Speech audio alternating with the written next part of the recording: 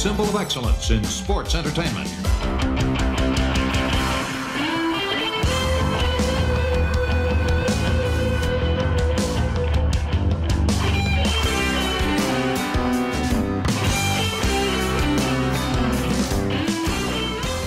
Hello and welcome to Arn. This is Paul Bromwell, and today I'm joined by the Hall of Famer, the founder of the Four Horsemen, the creator of that Spine Buster. He is the 1A Tag Team Wrestlers. He's my tag team partner. He's Arn Anderson, Double A. How are you this week, my friend? And an author, right? He's an author. There's just so many things that your resume is loaded, my friend. That's hard to look at me and go, and he's an author, isn't it? You know what? Maybe you could have like one of those curly, like the pipes, like the author. You could have like, I don't know. We need to like maybe dress you up a little bit like an author. I picture somebody. You can dress me up. You can dress me up anything from like overalls to a tux. Yeah. And it's still mag wheels on a dump truck. I don't know, man. When we watch those Flair for the Golds, you look pretty styling and profiling with that tux on. And the end result was I'm just some stiff hanging out on the set, right? Oh man, hey, listen, you clean up well. We can ask Erin; she'll tell us. She knows. She had her eye on you. You tell the story in the graphic novel about how you spotted her. I mean, that's for all of us to read. Well, I mean, I'm sure that everybody that's been together for any length of time, that's our listeners, they felt the same way about their missus. Oh, yeah, you got that right. That's a common deal. It's not a rarity. It's just when you see the one, you know it. Well, the cool part is, buddy, all these years later, you still feel that same way about her. And that's what I love about you. Such a family man. You got a great support system, great wife. And, and son, who, by the way, will be with you come Waterloo, Iowa, when you get inducted into the Dan Gable Hall of Fame. So I can't wait to see not just you, but Brock and Erin there. Yeah, and I'm looking forward to seeing you too, buddy. I mean, we never get a chance just to sit down and hang out. Yeah, because it just seems like there's never enough time during any day. Do you feel that way? Totally. I got to come hang out with you sometime this year in Charlotte. I want to come to try a couple of these good food places that you've told me about. I wish you would. You're always welcome. Man, that'd be great. We're going to do that this year, 2024. That's where I'm going to make it happen.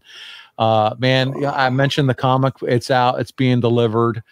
This show will drop on January the 27th.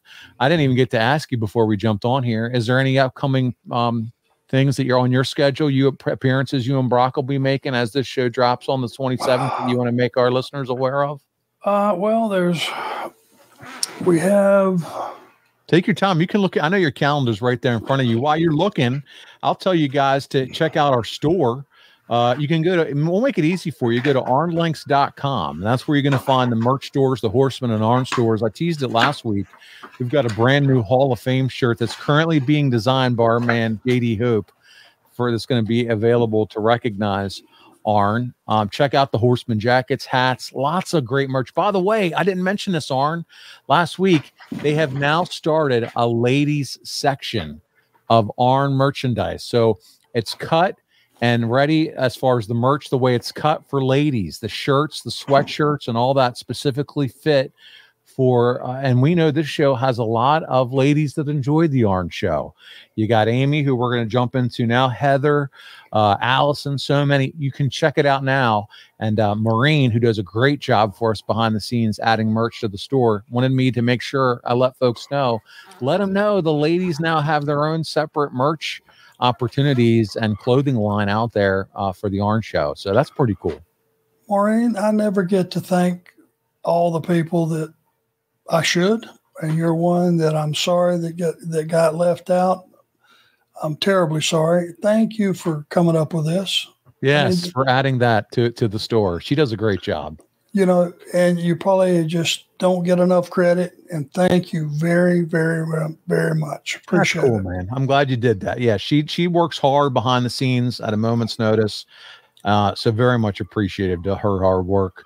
But yeah, ladies, merch out there cut for you. So we're really excited for that. Arn, I don't know, while I was doing the shilling, did you happen to be able to see if you have anything coming up?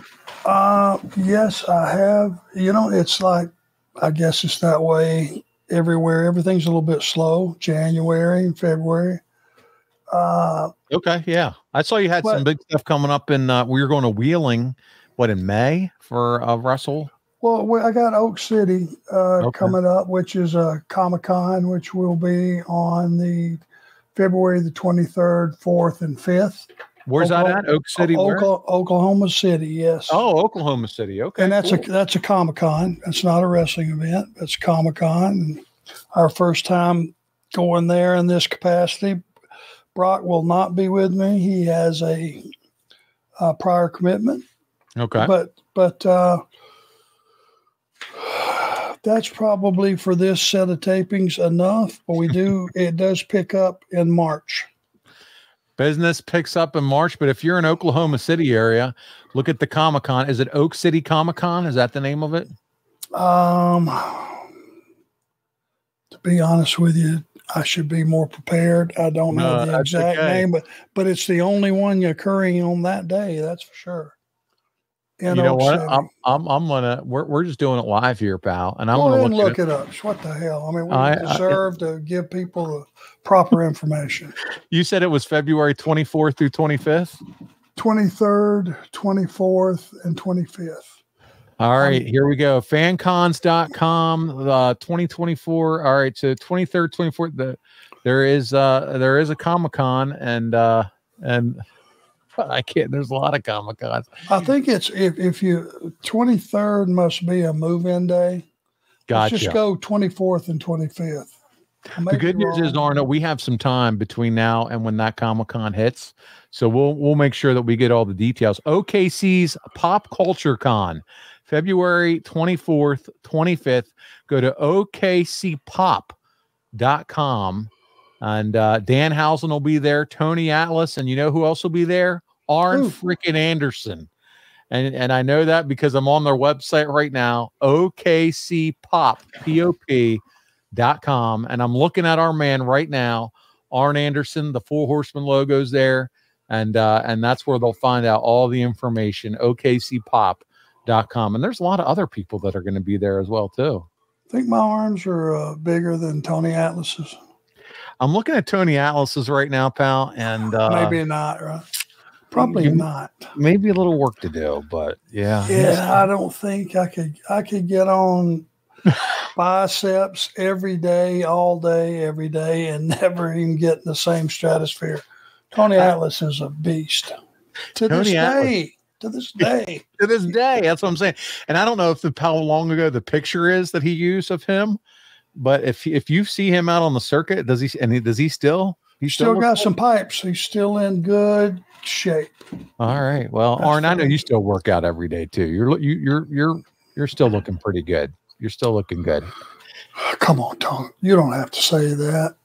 Hey, you're eating that Chef Green, which is Green Chef. I mean, which is one of our new sponsors, and it's good stuff. That's good. So I had their meal too the other night, and it was good. Which one did you have?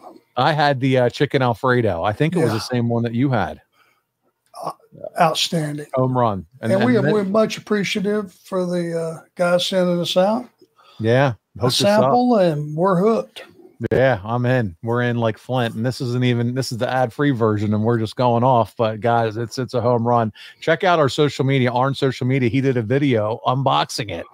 And it's the real deal. So check it out. Arn, let's get into it. Last week, we took a look at April 1994, discussed the Hogan situation in depth. The research guy went crazy, giving me all kinds of great content. And we really talked through that.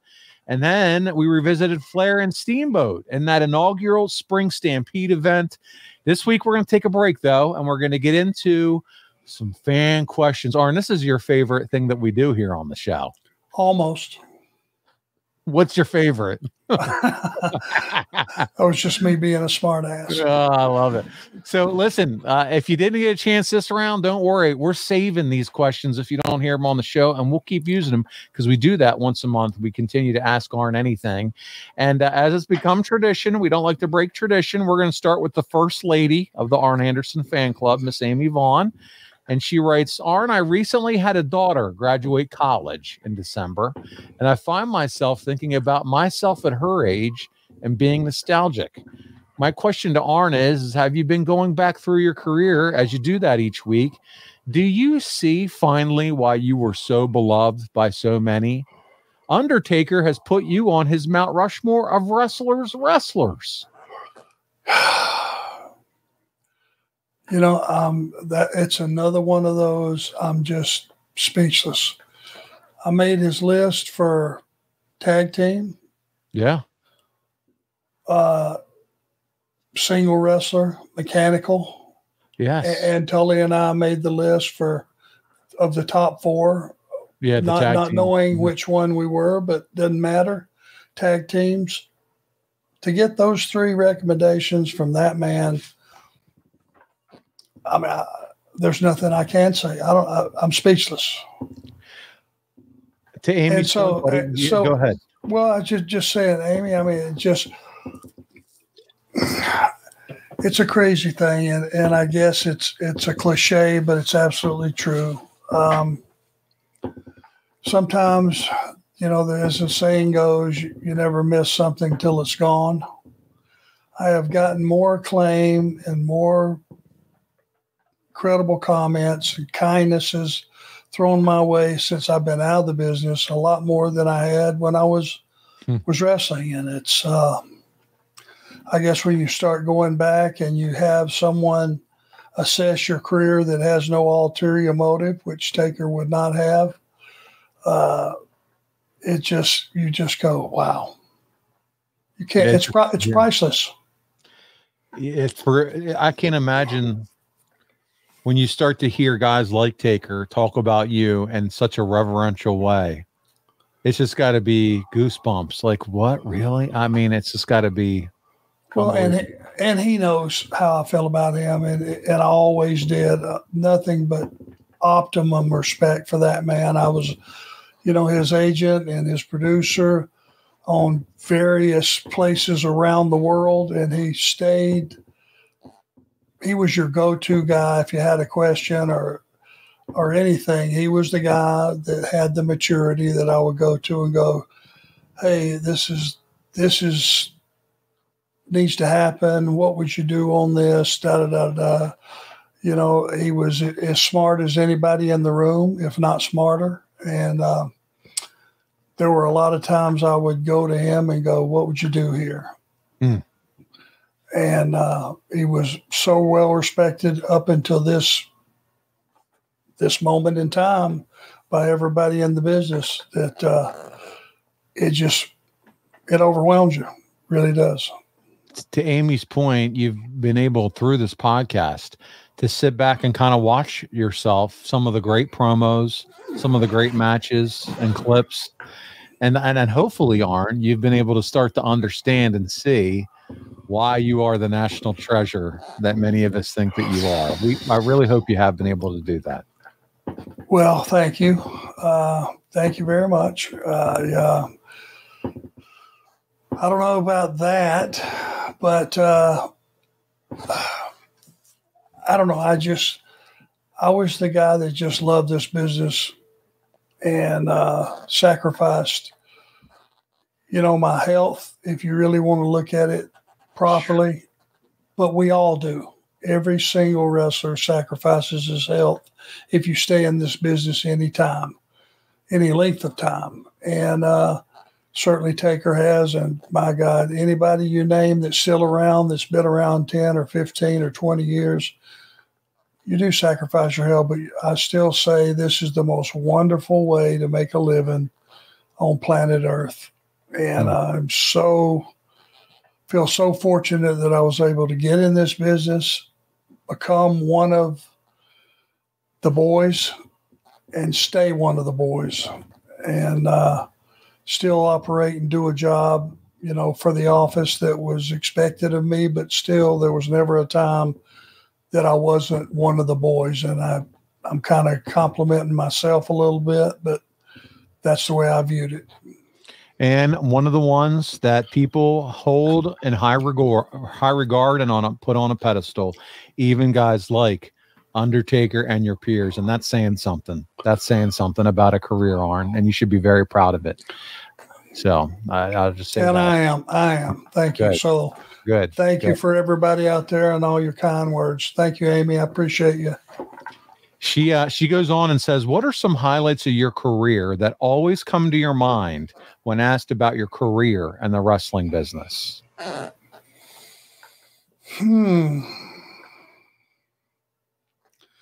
Well, everybody wants to know who your favorite opponent is, your favorite match, favorite promos. The one that stands out as far as promos, because it wasn't a promo, was the night I said goodbye in Charleston, South Carolina, or Columbia, South Carolina, because it wasn't a promo. Came from the heart. I knew it was over.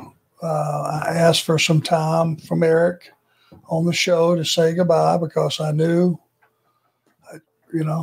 circumstances. I told the story a few times where the guy comes up and smacks me on the back at the gym and goes, "Hey, man, where you been? I hadn't seen you in a while." And when he did, it was like an electric shock. Went completely down my neck, down to my butt, I guess. And I dropped a bottle of water I had in my hand. It was just like, I don't even know how to explain it other than that. It just shut my system down. And I went to myself immediately. My conscience said, this guy was about 150 pounds, about 5'6". I said, if this guy can get that kind of physical reaction from me, just smacking me on the back, no way I can ever wrestle again. And at that point in time that it's over. It's not a question or let me go get some reassurance from my chiropractor or my surgeon or whatever. You just know at that point in time, your days as a wrestler are over. Yeah. Arn, we're going to pause and talk about our favorite sponsor once again this week. That's right. It's Blue Chew time. And they're here to make sure you're delivering that spine buster, putting that spine to the pine every single time the right way, and making sure you're prepared to do so. And they have a special offer for the listeners of the Arn Show. Isn't that right, Arn? Arn? Well, guys, Arn's not around right now. I think he's taking care of business, if you know what I mean. And I want to make sure you have the opportunity to take care of business too. Guys, Blue Chew is an online prescription service. No visits to the doctor's office. We talk about it every single week. No weird conversations. You don't have to wait in line at the pharmacy. And remember, the biggest perk and benefit of this, it ships right to your door in a discreet package. So listen, go to bluechew.com.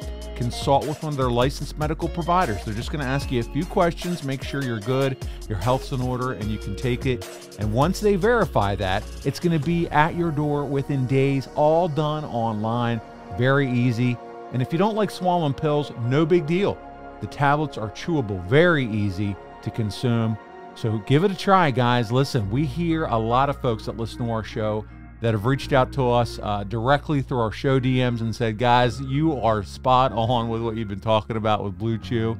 We have a lot of fun with it on the show, but I'm telling you, it takes away the worries, the anxiety, the stress, and helps you perform the way you want to perform, like a Hall of Famer like Arn Anderson. So there you go. Check it out. BlueChew.com can make sure you're able to perform at your very best every time.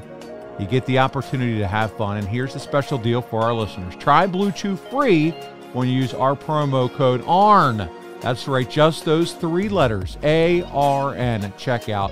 You just pay $5 shipping. That's it. BlueChew.com, promo code ARN to receive your first month free. Once again, go to BlueChew.com for more details and safety info. Finally, with Brock in the wrestling business, do you find yourself thinking about yourself at his age, how things are similar and how things are so different now? There's nothing similar. Breaking into business, we were, he's 26, and I don't know exactly how old I was, but it was in 1982. So you can do the math real quick. I was probably, 20? What year were you born? 58. All right. So 60 to 82 is 22. You were 24. 24. And the business was just completely different. I mean, it was a lot less theatrical. It was the business, the big bumps, the chances that you took back in those days were nothing like these kids do today. Possibility of getting injured is way up, and even though I worry about everybody in the business because the ceiling has been raised so high as far as the bumps, I worry about these kids, male and female, not only just getting dinged up, but getting hurt. You're always going to get dinged up in this business. There's no way to avoid it. But now I worry about watching these kids, them getting injured, and they're willing to put it all out there for you. Much respect in that capacity. But I just, as a father, and, it's not just Brock I worry about basically everybody in the business because the ceiling has been raised so high. Sure. Makes tons of sense. Jay Martin's up next, and he says he wants to know if there were ever talks of you returning to the ring in 2002 with the Undertaker Flair angle. And like a match? Yeah, like getting more physical than what you did. No, I think I did enough that it wasn't, nobody threw up, that I wasn't suddenly Superman, came back from major neck surgery. And the way we laid it out, it's like I snuck down there without being seen. It was laid out beautifully. It really was. But there was never a situation where they said, hey, you still got those wrestling boots and tights? Would like for you to work another match. What do you think? That was never brought up. That was never a consideration. And to this day, it's not a consideration. Yeah. Well, you seem to know your limits too, right? So hey, I can probably give you a spine buster. But after that, that's where your limit is, right? Nothing more. I can rotate the hips. That's about it. I can, yeah. And it's what's crazy is I'm 65 sitting in this chair. And if it was important enough or mandatory that I do it, I can still hit one, and not too badly. I'll have to say myself. I can still stick somebody with a DDT or a spine buster, but the fact is, where my neck with the surgery actually got better through time, now my lower back is the issue. And anybody that has low back issues will tell you it's a pain in the ass. It comes and goes. You can lean across a bed and pick up your 7-pound Pomeranian and blow your back out, believe it or not. And as I sit here and record with you, I do see you move around quite a bit in your chair. And I know that back still is bothering you as we sit here talking. Am I right? You know what's really nuts? It was on the left side. Yeah. Up until vacation. And, we went down Curacao, and thank God they had stretch balls and that kind of stuff. And I just kind of kept it under control, but now it's moved over to the right. Oh, no. Yeah.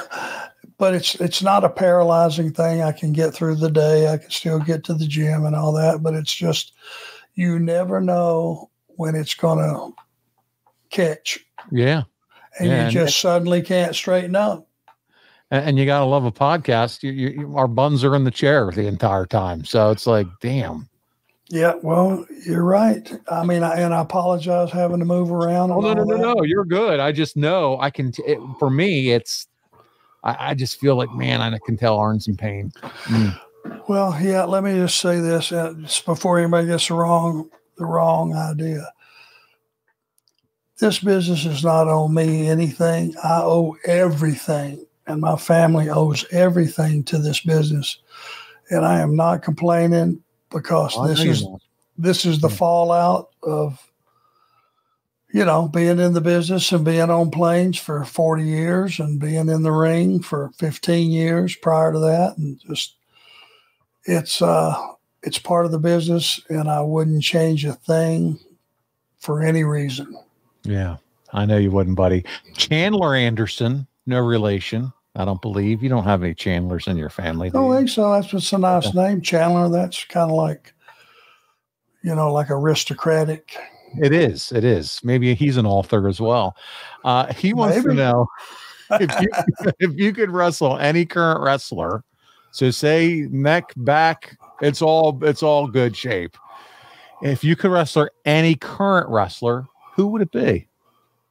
Cody. I love it. The American Nightmare against Double A. Just so I can say, look, you punk. I used to abuse your dad now and your brother, and now it's your turn. Of course, it would not go that way. We know that.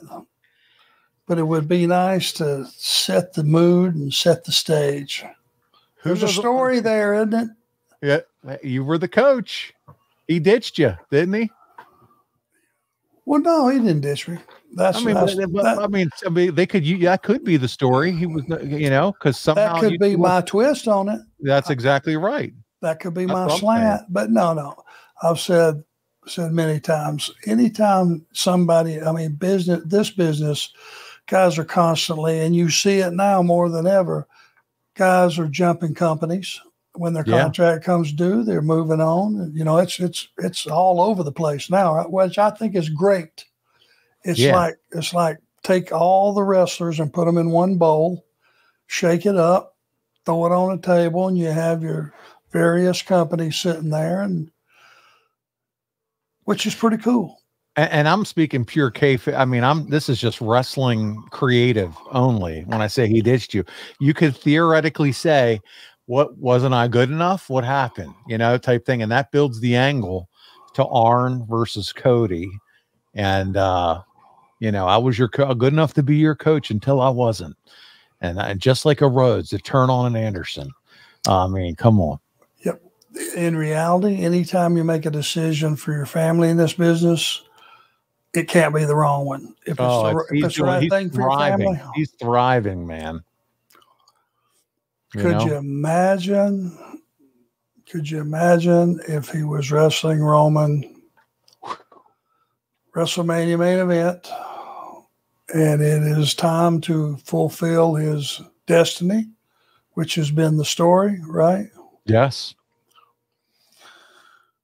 What if he hit 3 or 4 of those finishes of his to where Roman was just incapacitated? It was enough heavy duty stuff that I'm buying in that, damn, this is it. He's going to do it. Never trust an Anderson. I love it.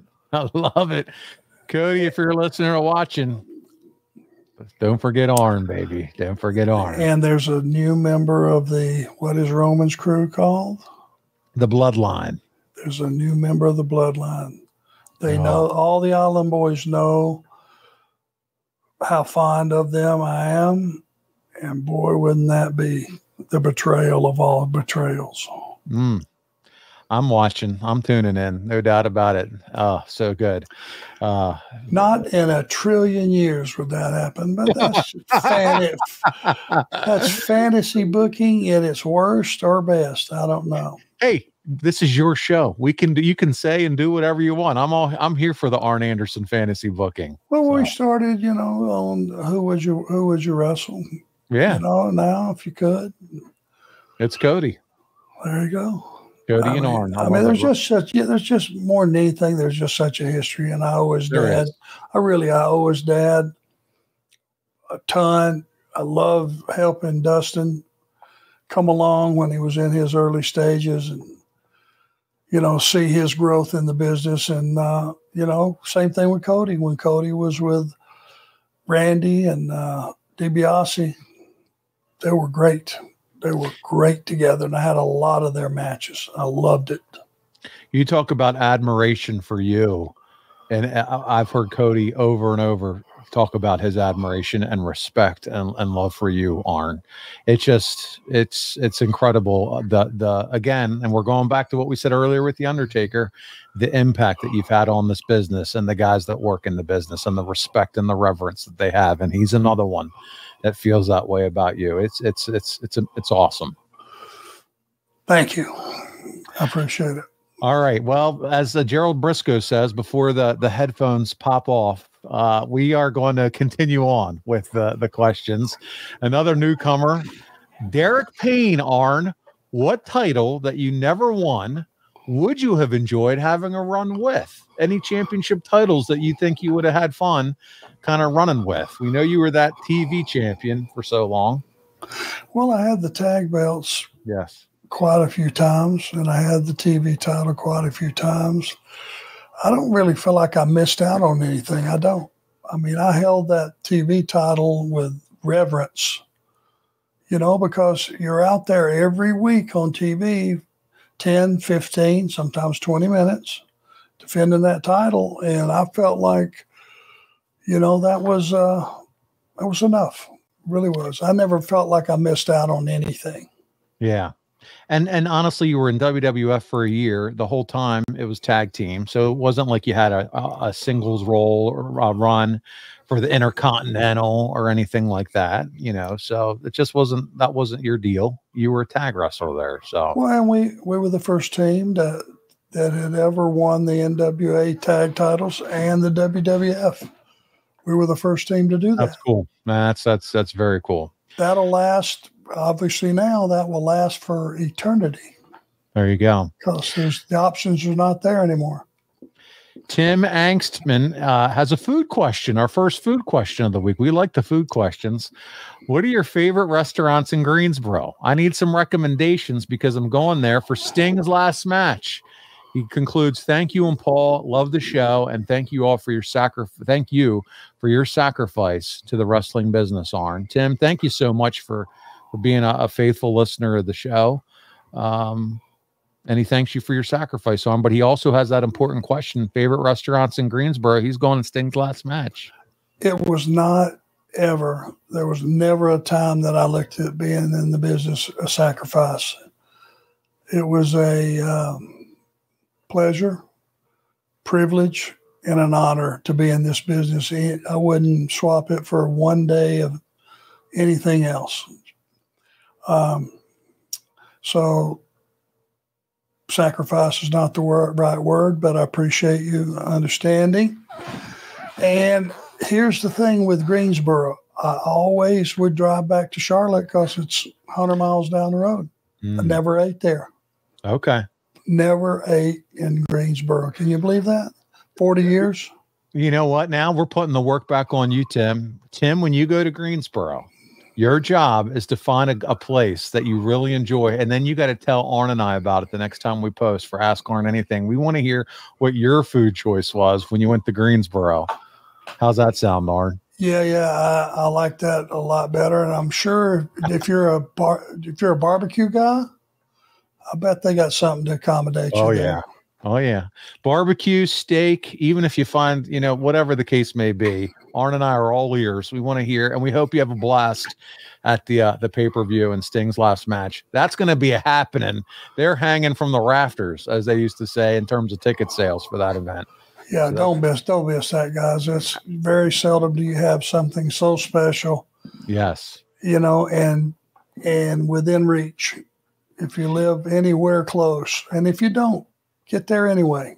It's worth it. It's one of those special occasions in the business that only come along once.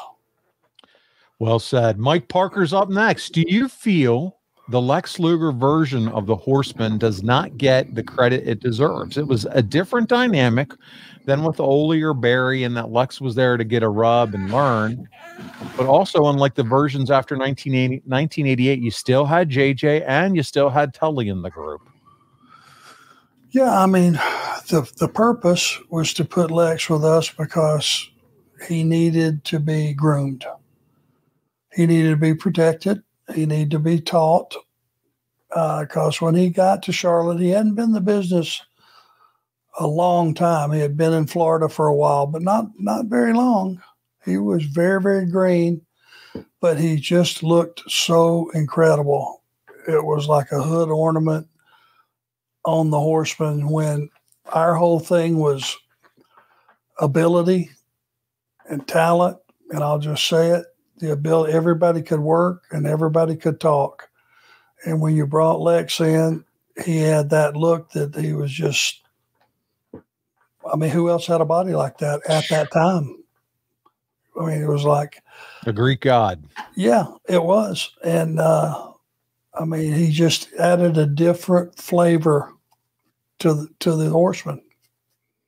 Yeah, he became the heavy almost. It was like, and you know, you had Ole, and Ole in his own right was the Rock, and you know, was the heavy. But now Lex is like more of that muscular, ripped up stopper. He's a stopper. Yeah. He was a head taller than most guys that he would wrestle. His body was, it was damn near perfect, right? These are in the days too, when like back in the day, you're watching, you know, Lou Ferrigno on the Incredible Hulk TV show and those types. So these guys like Hogan, the body was so important and it was impressive and it was awestruck when you saw it on TV. So it gave you that dimension to the Horsemen. Yeah, I mean, you had the Road Warriors and some of these, yes, you know, barbarian, these monsters. That, I mean, there were some big guys. Think about it. Oh yeah, you know. But Lex, it was a pleasing aesthetic look. You know, he just, I mean, good hair. You know, tanned. Always had a coat of oil on. A coat of oil. Yeah, I mean, he knew how to polish up the product and make it the absolute best he it was could be. Polishing the product. I love your lines, man. Oh, he gets it. He got it. Yeah. A coat of oil, polishing the product. Self-promotion. He was as good as he got. So good. Dow Kennedy is up next. He's interested to know if there was any particular point or event in WCW when you saw the handwriting on the wall and you knew it was over, or just a matter of time before the company closed its doors. As far as it was over as a company. Yeah, like do you remember where you just sat there and thought, yeah, we're curtains? Well, I think when guys started getting sent home, and I'm talking high dollar players, you know, with no regard to what they were making, and you had to pay them anyway. But there was such a, I mean, it was such a confusion there at the very, very end. I mean, it really was. You could just, when they were featuring all the guys from the school before they were ready, if you remember that time from the power plant. Oh, yeah. And it wasn't their fault. My God, I mean, who wouldn't have jumped on a chance to be on TV and all that stuff, you know? But let's just face it, a lot of those guys were not ready to be on prime time. I started looking at that and going, I don't know how we'll dig our way out of this. Yeah. Yeah. The writing was on the wall, to your point. Arn, I'm going to keep going at a pace here to get as many questions as we can. Mark Bishop. Excellent question. This is fun. He says, maybe it's a weird question, but how do wrestlers not get sick? Rarely do you see any wrestlers cough, have a stuffy nose, have allergies on camera. With as much travel in different climates, how do you stay away from colds? What's the magic? That's a heavy duty question, isn't it? It's something, but he's right now that you think about it. I've never thought about that because I've seen guys in the locker room, you know, laying down, feet up in a chair, head wrapped around their head with some of that Sinex and stuff going on. Oh, yeah. I've seen guys sick a lot, but it's like when it's showtime, I guess you just suck it up and get through it. I guess. You don't see anybody sneezing. You don't see any of that. Anybody having getting congested while they're out working and start having a hack attack. You don't see it. He's right. You really don't. Man, never thought about that. That's profound. That's something to think about. I'll guarantee I never sneezed in the ring. Yeah. That I remember. No, I've never seen you. I mean, we watch all these clips. I've not seen you sneeze once. Profound question of the century right there. You got it. Wow. Travis he wins the award, man. He does. Talk about him. So he said weird. No, that's an excellent question. Travis Babcock wants some more information about the Hall of Fame. He says, do you know what day and days you'll be in Waterloo next summer? Will it be just one day or will it be multiple days? And will you be taking part in any autograph signings while you're there? Arn, I feel like you and I just had this conversation before we recorded. Yeah, well, I mean, were you in on our conversation earlier? It's going to be July, right? Yep, July. But I'll tell you what's. Let's just let Travis in on and everybody listen on. So Gerald Briscoe let me know 2 guys' names that are kind of coordinating the event and that are going to reach out to Arn and I to tell us next steps as far as what to expect, when, how to travel. Is there an opportunity for signings or merch? So we're kind of in a waiting period as far as our plans, right, Arn? Yeah. But we expect to learn more soon. And when we have more information, we'll share the information. Yeah, and I got a feeling it's like a travel day to get there and settle in. And there's probably 2 days of shows and then go out back home on Sunday, I would think. Yep, and Arn, but we're not sure yet. Yeah, we've never done this before. I've never been to it, and probably some of you listening have been out there to see what it's like. So you're already ahead of the game in terms of what the event actually looks like, and kind of the itinerary. But Travis, we're going to try to get that all locked down and figure out what we're doing, and we'll let folks know as we get closer to the event. If anybody was there in the last year, 2, 3, 4.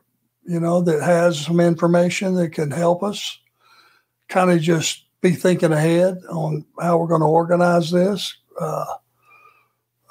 We appreciate it. Brian Haremza, who's a friend of the show, listening to our voices right now, he has a plaque actually on the wall, and he goes to these. So I'm sure he'll be able to share a little bit of information with us. Good. So, we'll have a good time out there. Can't wait for it.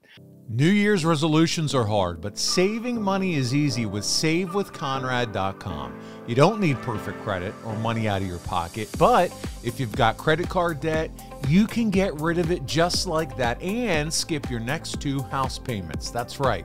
No payments until April at SaveWithConrad.com. The team at Save with Conrad are routinely helping families just like yours save $500, $600, $700, even $800 a month. Find out how much money you can save for free at SaveWithConrad.com. MLS number 32416, equal housing lender, SaveWithConrad.com. We'll keep going. Hector Mesa has our next question. He said, do you have a favorite type of match finish? Examples could include the mega finishing move after a prior kick out of a finisher, a rough bump, a quick roll up after a competitive match, etc. Do you have a favorite style of way to close down or ending of a match, Arn? I am a big fan of both guys working their match towards their finish. Example, somebody's finish is a figure 4. I love them working the entire match trying to soften up a leg.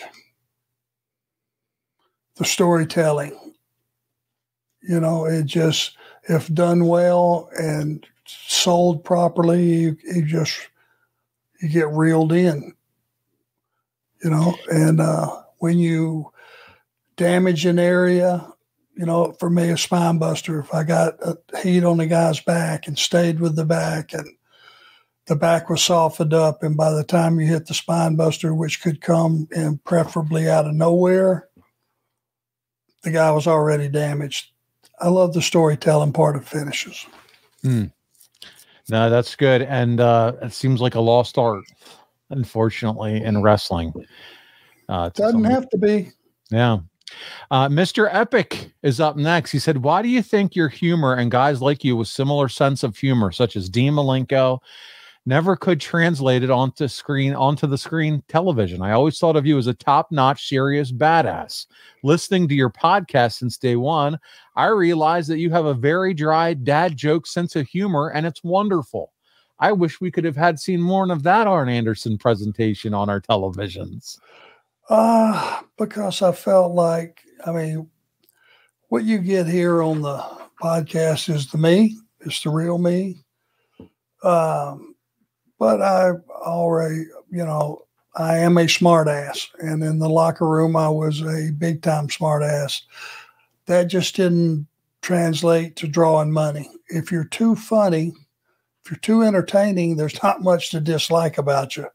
My role was to be disliked, to be the heel, to be the asshole that you were willing to pay to see get my ass kicked. It just, there's a time and a place to be funny, and on camera's not it. But the good news is the podcast is. So yes.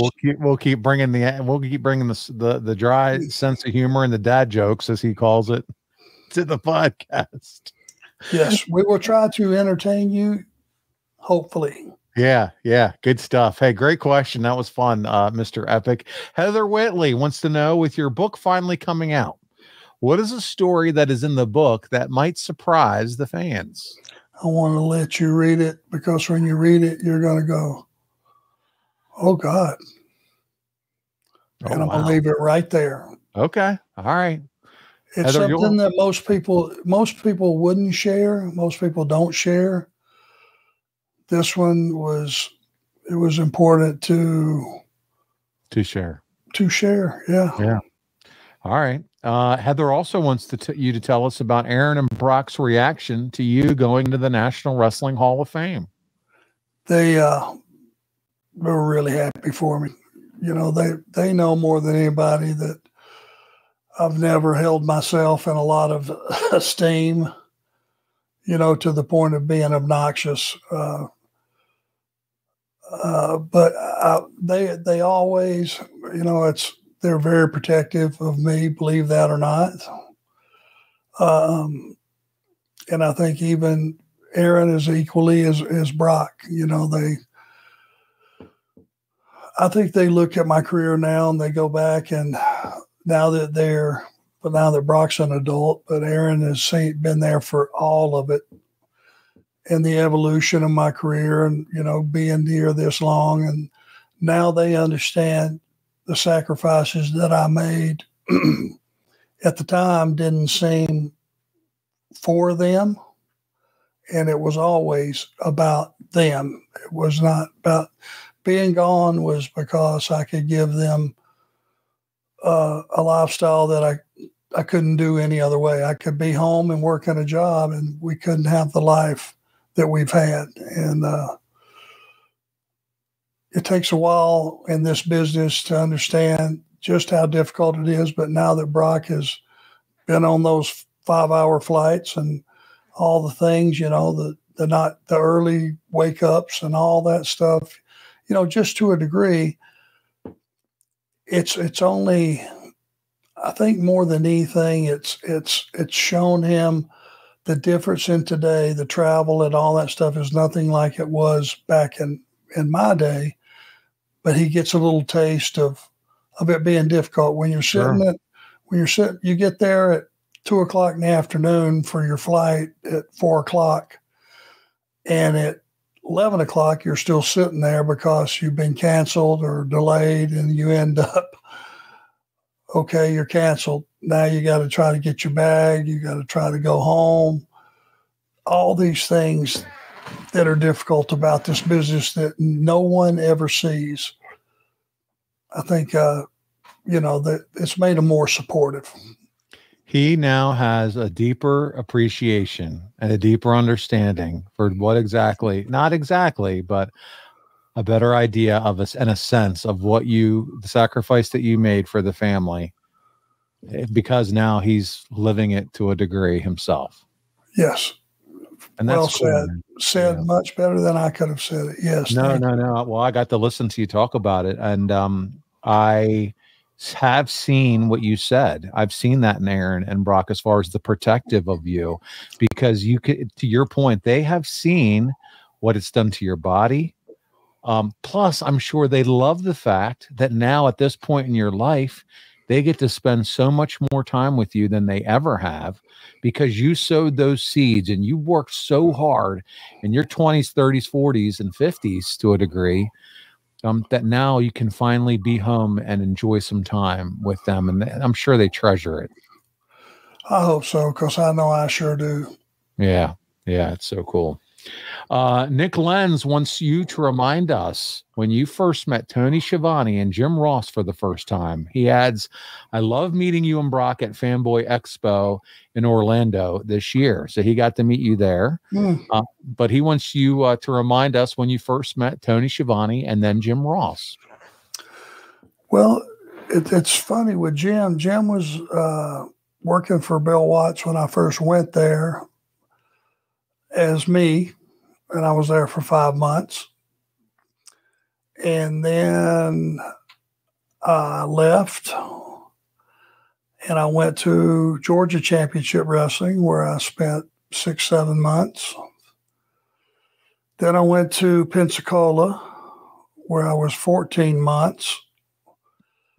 Went to Crockett, and I was there for 3 years. But during that time, Tony Schiavone would have been the first guy that I met as far as the announce team, and I think Jim Ross came along later. Yes. Do I have that correct? That's correct. Yes, sir. To work for, and I just, the professionalism was incredible. And Tony and I hit it off right away. We were just, he was a big wrestling fan like I was. And I think all of, anybody that really excels at this business was a big fan first. And I could tell Tony was a fan. And we've been friends ever since. And Jim, I've worked for. He was my boss, with WWE. I worked with him just an announcer, obviously, with WCW and Crockett. So just respect for how good they are at what they do. As we've gotten to know Tony Schiavone outside of the announcer side too, you realize with his sense of humor, you can see how you two would have hit it off. And he tells stories about how you quip about him and all his litter of kids and all the good stuff. And that had to be so fun. Yeah. I mean, poor Lois. She spent the 80s on her back. I mean, come on. Well, I can almost guarantee you she might have been on her back, but she had 2 fingers on her nose.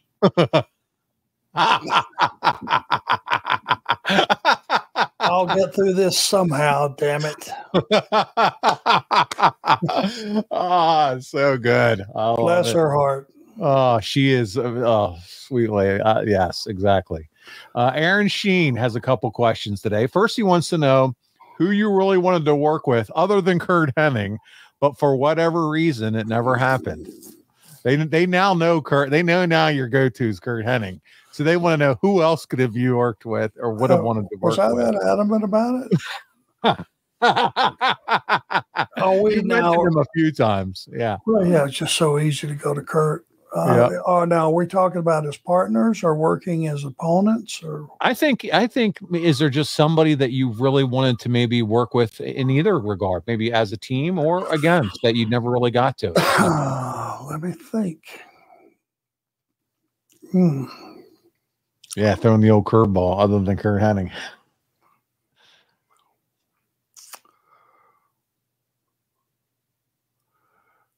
Have I done DiBiase to death? No, I mean, we've heard Ted, but that's okay. He said other than Kurt, so you're safe to go, Ted. I love the story how you drove his Trans Am. Myself. Yeah. Well, there was a reason for that, so he could break the cardinal rule and sleep.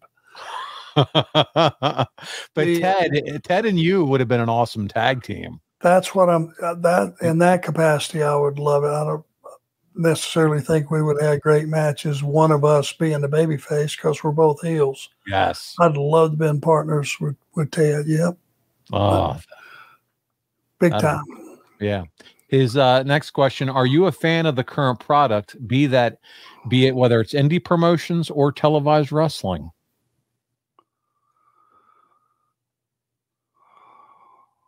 Am I a fan of the current product? Wrestling, period. Yeah. Today. Yeah, you know, I'm a wrestling fan. I'm huge, you know, and I hope that whether you're a wrestler or a wannabe wrestler, or you're a fan, used to be, or just now being a fan, or maybe in the future you're going to be a fan, or whatever your tie-in is to wrestling, I think we should always, all of us, every one of us should pull for each company to succeed. You know, I want them all to do well, because, I mean, that is the business we are in, and you want the fans to have a choice. You want them to see the best possible product that you possibly can, and you want all those guys and girls that need a job, which includes me and Brock and everybody in the business. You just hope for it to do well and, you know, succeed and be 3 or 4. You know, you got all kind of different TV shows you can watch. If you're just watching TV, you have a lot of choices. Wrestling, when it's at its best, are completely different, the shows. And that's what I hope for the business, to have it thrive. And everybody out there that wants to get a shot at this, I wish that they at least get one day being in the business, because it's like I say all the time, it's the greatest way in the world to make a living. There you go. I love what you said there. You don't want a carbon copy of the same show on every channel. You want variety. You want something different, something that looks and feels different. So, and be successful. And that's right. That's right. We have plenty of companies. Yeah, we have a lot of Siskel and Eberts out there now. They're ready to be the wrestling critics. But man, like you said, they employ a lot of people. A lot of people like we're still thriving, working in the business, from research guys to folks that are, you know, writing for the Observer, to folks putting on podcasts that are listening to this, trying to get their So much comes and stems from the success of wrestling and the growth of wrestling. So you can only want it to do well. Aaron takes us in a different direction here. What's your Super Bowl prediction, Arn? Who's in it and who's going to win it? I know what I would like for it to be: Detroit, Kansas City. Okay. Brock is a big fan of Detroit and that coach. And I think he's kind of Dan Campbell. Yeah. He's kind of gripped everybody. Yeah. And he seems like he'd be an Arn Anderson fan, Dan Campbell. I'm a Dan Campbell fan. I can tell you that. And I'm a Detroit fan, but I get a lot of heat about this. I'm a Kansas City fan. And here's for one reason only. They are so fun to watch when they're hitting on all cylinders. Totally unpredictable. It's a whole different pro football. I mean, fast break. Yeah. You know, they have so many weapons, and they have, I mean, that quarterback, he will make something happen when there is nothing available. If the weapons are catching it, and that's been a problem this year, you're right. They are good. And Patrick Mahomes, you can never count him out. It's similar to Josh Allen, big old boy, just ran over my team in the playoffs. But you're right. I love Detroit. I love their spirit, their heart, what they're able to do after so many years of not even making the playoffs. You got to cheer for them. So that's who you want to see in the Super Bowl. Who do you think will be in the Super Bowl?